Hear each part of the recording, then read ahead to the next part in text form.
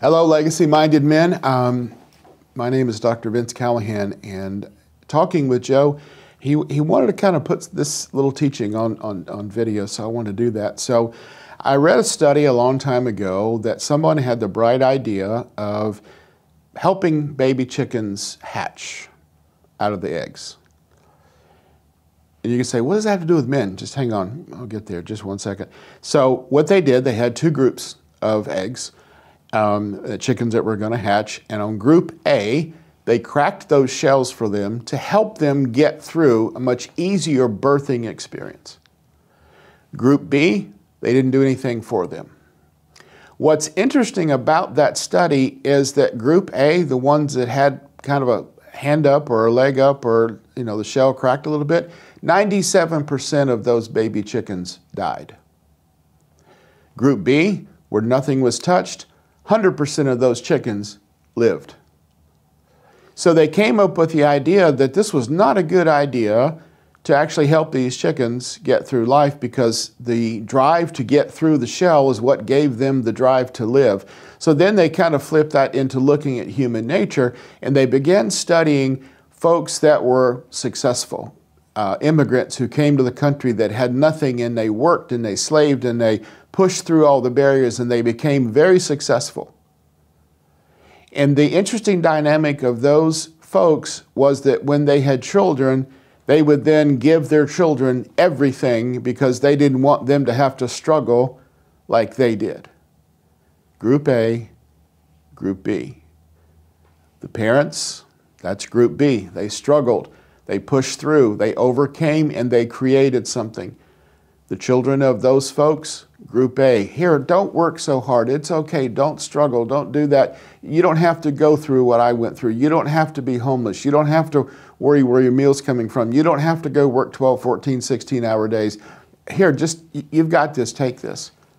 And what they found was, in those folks who worked and pushed through and had children that they gave everything to, those children as adults had higher rate of alcoholism, higher rate of substance abuse, higher incarceration rates, higher rates of mental illness, very much decreased motivation in life, no drive, no identity, just kind of existing.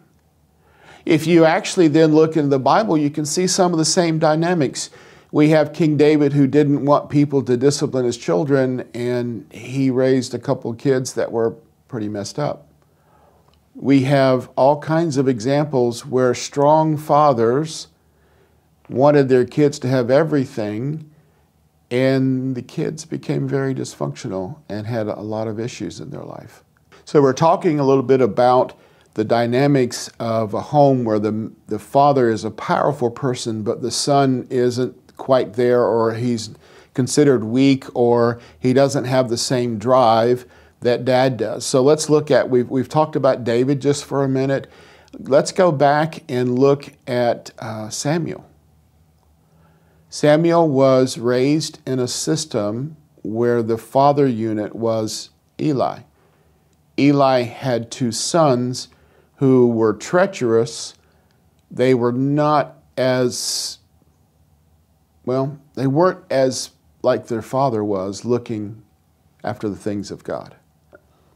Samuel, raised in that system, does the same thing in his family. Saul did the same thing. Jonathan was weak. So there seems to be a dynamic in culture where the father is the strong person who raises the weak child, or a son who may have some issues. But let's define strong for a second. Most of our culture, most of our family systems, we're going to have the dad unit or the father figure who is not really balanced in their approach to power. A lot of fathers believe that being the authority of a home, or being strong, or being in charge involves yelling a little bit, different kinds of punishment,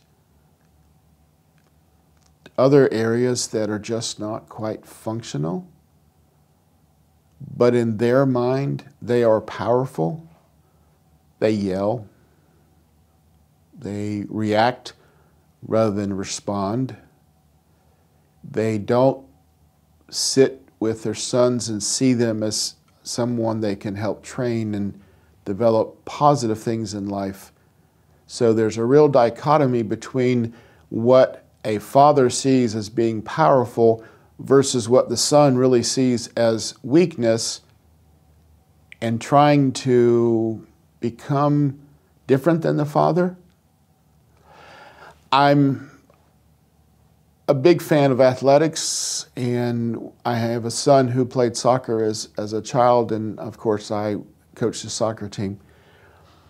And I remember being in a championship game.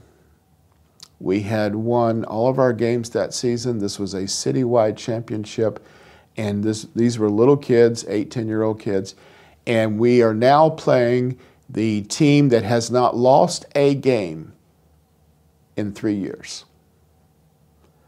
We're up 2-0 in the game. Only got a few minutes left. We're going to win this city title. So I have one little boy who was on that team. He didn't really want to be there. He didn't really want to play soccer. His mom wanted him to play, I guess, to get some socialization or whatever the reason, but he really actually hated soccer. So we're 15, 20 minutes before the end of this game. We're doing really well. Mom comes over and says, by the way, you know the rules. He has to go in and play. I said, yeah, he doesn't want to play. I've already asked him. He said no, he was too afraid. He didn't want to play. No, he has to go in. So, of course, we put him in the game, and it wasn't his fault, but we did get scored on, so now it's 2-1. I pulled him out of the game because he started crying. He says, I don't want to be in the game. We've taught our children it's okay to just get a participation trophy. Especially our sons. We've taught our sons, here, let me crack this egg for you because I don't want you to struggle. I don't want you to push through grime and grit. I just want you to be okay. If you can't tell, one of my little soapboxes is I'm really not a fan of participation trophies. I think trophies should be something that you earn. Life for a man should have struggle in it. We should have to figure out how to carve out a company if that's what we're called to do. We should have to figure out how to carve out a profession if that's what God's called us to. If we have to carve out how to get through school, to get the degree, to get the profession, we have to do that. There's a couple words that I live by in my life. The first one is being relentless. Anybody who knows me will tell you that I don't give up. I don't know how to quit. And I'm not saying it so that I can get a pat on the back, but let me explain what I mean by being relentless. When I was in graduate school, there was a family situation that happened, and I was working as a research assistant for 2 professors, and it was the lowest paying job on campus, but I took it because A, you're selected, and B, it was really cool to work for 2 professors. But we had a trauma, life event in our family, and that forced me to take a different job on campus. So what did I do? I became a security guard. That was the highest paid job, plus you could work midnight to 8 a.m., and you could do homework at the guardhouse, and you could balance school a little better. My second year of graduate school was dealing with the life trauma. I'd carried a full graduate load. I was in class from 10 a.m. in the morning until 6 or 7 o'clock at night. I worked midnight to 8 shift at least 5 days a week, and I finished my degree on time because you push through. Now, if I were of the mentality that I shouldn't have to push through that shell to become something, I would have given up. Or I would have become entitled. This isn't fair.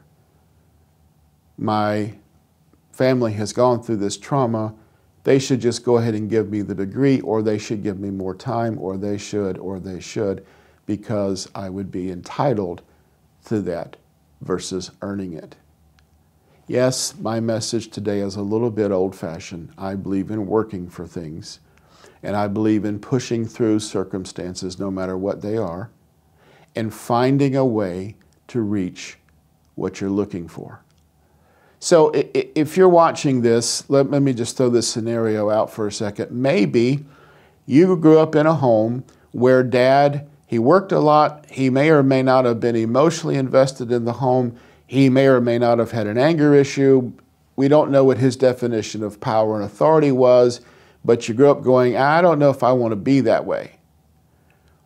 Okay, I'm with you on that one. But here's the problem. Where's the model that you use to become who you really want to become?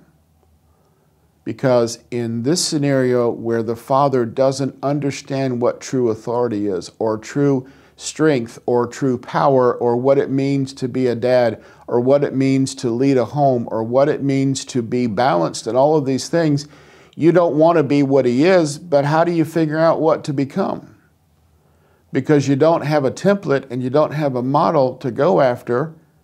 And we duplicate as kids growing up what we see. That's how we define who we are as adults. So if you're not reaching out there, who's your model? So maybe it's a coach, or maybe you don't find the model. Maybe you are still stuck at 2 years old, 5 years old, 10 years old, but you're a man now who's in his 20s or 30s or whatever age, you're married with kids, and you know what you don't want to become, but where do you find the resources or the template to be what you're supposed to be? There's not a manual necessarily that teaches men how to be men. Oh yeah, legacy-minded men. Here's the plug for the ministry, of course. But where's the template? Because here's the problem with the attitude of most men. I'm strong, I'm a man, I'm tough, I can figure this out. So you spend a lot of time spinning a lot of wheels trying to figure out who you're supposed to be. When in reality, the Father sends someone to teach you. God gives us the power and the ability. He gives us strength. He helps us supernaturally.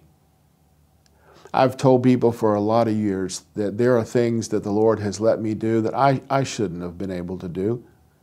And I liken it to being like a bumblebee. Bumblebees, by all engineer standards, should not be able to fly. They shouldn't be able to do anything, but I sure do remember being 8 years old and getting stung right here in the forehead by a bumblebee who could fly. God takes people who aren't likely to do something, and He's looking for the yes. And when you give Him the yes, you push through and you push through and you are relentless in what you're doing, and then you will attain what you're going after. I will say this, we did a few sessions earlier about being dropped and being lame, and I'm just going to bring that into this session for a second. There's a lot of us out there that we have aspirations and dreams of doing what God wanted us to do, and we really want to try to do it, but there's something that's blocking that. Things that are in your soul, if you will, that are hindrances.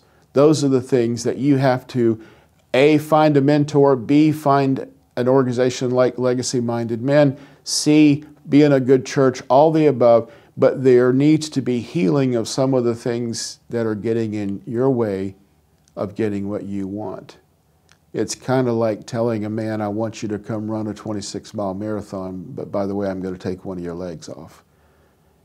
If you have things in your life that keep you from being what God has called you to be, take the time to deal with those issues and then go do all the things He's called you to do.